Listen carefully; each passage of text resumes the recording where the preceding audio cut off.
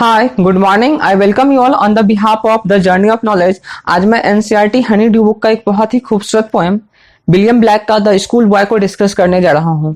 ये school boy जो एक पोएम है, बेसिकली एक स्कूल का बॉय है जो अपना फीलिंग्स को शेयर कर रहा है, अपने इमोशंस को बता रहे हैं, किस तरह से वो स्कूल में जाके फ्रस्ट्रेट फील करता है, उसको फ्रीडम नहीं मिलती है आगे कुछ करने का। वो अपना कंपैरिजन कभी बर्ड से करते हैं, कभी फ्लावर से करते हैं। जिस तरह से बर्ड्स को क्या बर्ड्स किस लिए जन्म लेते हैं, तो फ्लाई करने के लिए, सिंगिंग करने के लिए, एंजॉय करने के लिए। जब उसको केज में रखा जाता है तो वो कैसे अपने आप को जॉय कर पाएंगे। उसकी जो सारी फीलिंग्स होती है, सारे जो जॉय होते हैं उस बर्ड्स का छीन लिया जाता है, उसी के साथ अपना कंपैरिजन करते हैं।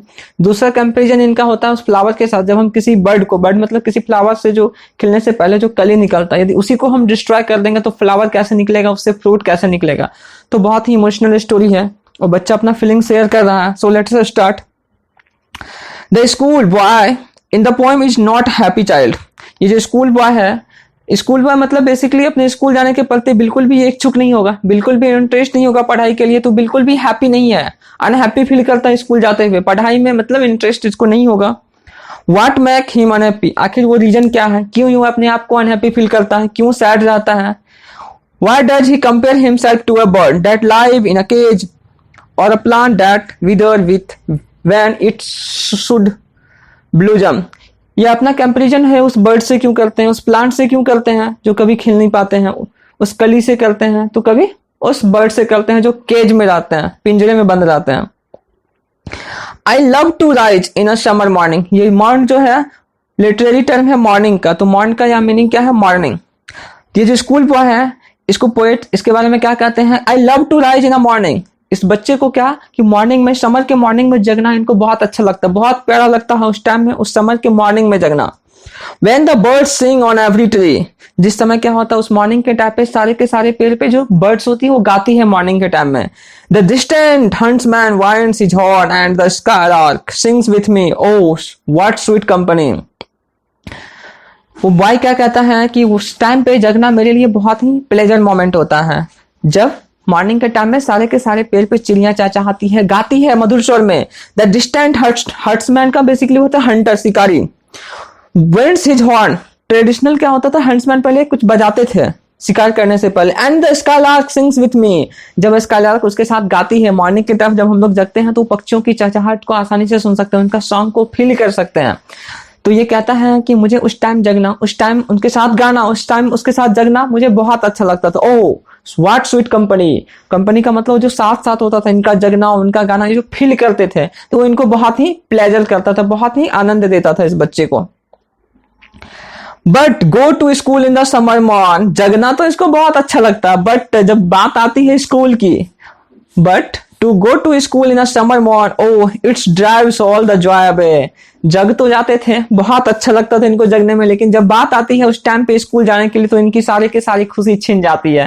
सिर्फ इनको जगने में इंटरेस्ट है, उस पक्षियों की चहचहाहट, उनके गानों को सुनने में इंटरेस्ट है। जब उसी टाइम पे इनको स्कूल जाने के लिए बोला जाता होगा तो ये इस तरह से फील करते हैं कि इनकी सारी खुशियां छिन जाती थी। अंदर कुरवेल आई आउटवर्ड, यहाँ कुरवेल आई का बेसिकली मीनिंग होता है उस टीचर की। जब स्कूल जाते हैं कुरवेल आई का मतलब क्या, वो निर्दयी आंखें, मतलब वो स्ट्रिक्ट सेट वाले टीचर जिसके सामने हम लोग हिल डुल नहीं सकते, कुछ बोल नहीं सकते हैं। आउटवर्ड का बेसिकली मीनिंग होता है जिसके सामने हम लोग बोरिंग फील करते हैं, ऐसे टीचर जो हमको बोर फील करवाते हैं क्लास में। तो इनको बहुत ही ज्यादा क्या होता है, ये अपने आप को टायर्ड फील करते हैं, थका हुआ सा महसूस करते हैं उस टीचर के सामने जो बहुत ही स्ट्रिक्ट है। और little ones inspired away and the shining and the dismay, ये पूरे के पूरे दिन क्या करते हैं, पूरा का पूरा दिन तो बिता लेते हैं, लेकिन शाइनिंग ऑफ डिस्मे का मतलब होता है विपत्तिजनक अवस्था में। इस तरह से इसको प्रतीत होता है पूरा टायर्ड, थका, एंजाइटी, चिंता जैसा फील करते हैं अपने आप को, ये बहुत ही एनेक्सियस फील करते हैं। Then at times I drooping seat।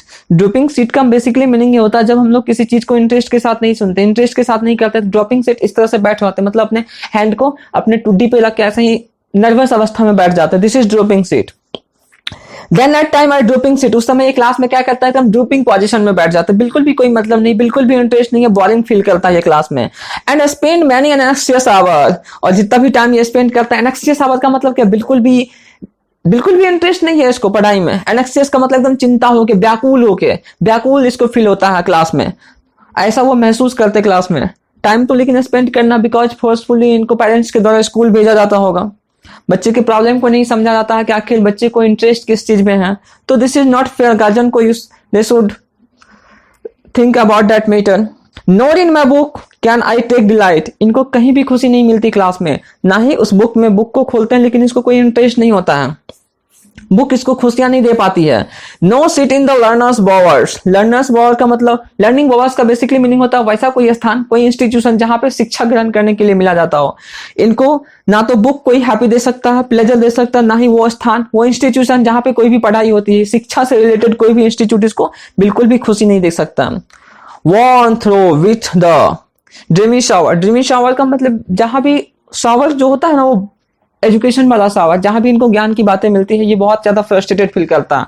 Like school में वहां भी ज्ञान की बात होती है, पढ़ाई की बात होती है, पढ़ाई का शावर होता है, तो वहां पे फ्रस्ट्रेटेड फील करते हैं अपने आप को। मतलब ये बेसिकली चाहते हैं कि हमको फ्रीडम मिले, मैं अपने तरीके से कुछ कर पाऊं। बट क्लास में टीचर के अकॉर्डिंग स्ट्रिक्ट टीचर है जो ये बात कर रहा है, जो टीचर है इनके बहुत ही ज्यादा स्ट्रिक्ट है, बहुत ही बोर फील करते हैं क्लास में। Now can the bird that is born for a joy. अच्छा, वो जो पक्षियां होती है किस चीज के लिए पैदा लेती है, तो एंजॉय करने के लिए, गाने के लिए। Sing in cage, sit in a cage and sing. लेकिन उस पक्षी को हम लोग क्या रखते हैं, केज में रखते हैं, तो अपनी जिंदगी को कभी भी एंजॉय नहीं कर पाएगी। जितने भी बर्ड्स होते हैं वो किस लिए होते हैं, तो फ्लाई करने के लिए, एंजॉय करने के लिए, सिंग करने के लिए, लेकिन हम लोग उसको केज में रख देते हैं, मतलब उनकी खुशियों को हम लोग छीन लेते हैं। उस तरह से ये जो बॉय है अपना कंपैरिजन कर रहा है कि जिस तरह से उस पक्षी को फ्रीडम मिलने पे अपने आप को खुल के गाती है, खुल के लाइफ को एंजॉय करती है, उस तरह से मुझे भी मिलना चाहिए। Then after we can enjoy and we can develop my mind. How can a child when fears annoy, but droop his tender wings and forget his youthful spring?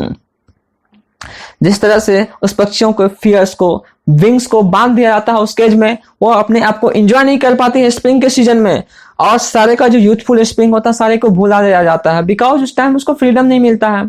School boy है तो इसको स्कूल में सारा time spend करना होता है, birds है तो उनको केज में नहीं रखना चाहिए हम लोग को, बिकॉज बर्ड्स जो होती है वो फ्लाई करने के लिए होते हैं। नेचुरल चीज को हम लोगों को केज में रखना ही नहीं चाहिए, उनको सिंगिंग करने देना चाहिए, फ्लाई करने देना चाहिए, अपनी लाइफ को एंजॉय करने देना चाहिए। तो इस तरह से इस बॉय का भी वही कंडीशन है कि इसको सारा दिन स्कूल में टाइम स्पेंड करना पड़ता है, so he will very frustrated.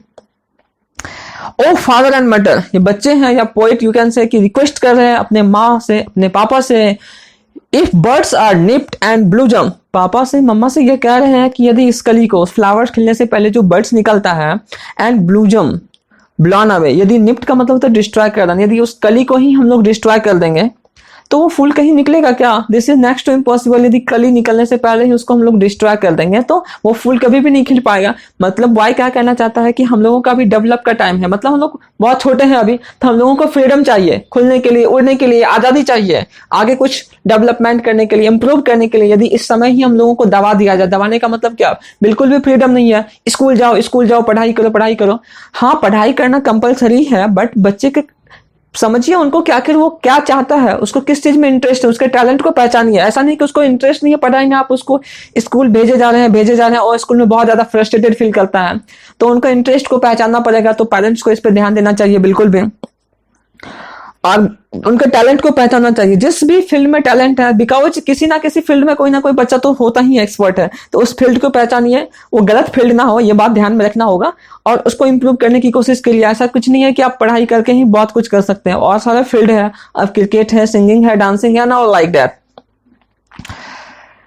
And if the tender plants are stripped, tender plant का मतलब जब छोटे पौधे को ही मतलब स्ट्रिप्ट कर दिया जाए, काट दिया जाए, नुकसान पहुंचा दिया जाए, of their joy in the spring day, तो वो कभी भी जॉय नहीं कर पाएगा, स्प्रिंग के सीजन में कभी जॉय नहीं कर पाएगा यदि उसके स्ट्रिप्स को ही, टेंडर प्लांट को ही काट दिया जाए। बाय सोरो एंड केयर, इसमें एकदम विपत्तिजनक, एकदम सैड होकर रहेगा। उस तरह से बच्चे अपने आप को फील करता है, जिस तरह से छोटे पौधे को स्ट्रिप्ट कर देते हैं, डिस्ट्रॉय कर देते हैं, तो वो अपने आप को जॉय नहीं कर पाता है। उस तरह से मेरा भी इस तरह से कंडीशन है, हमको फ्रीडम चाहिए, हमको अपने आप को खुल के जीना है। How shall the summer arise in joy or the summer fruits appear?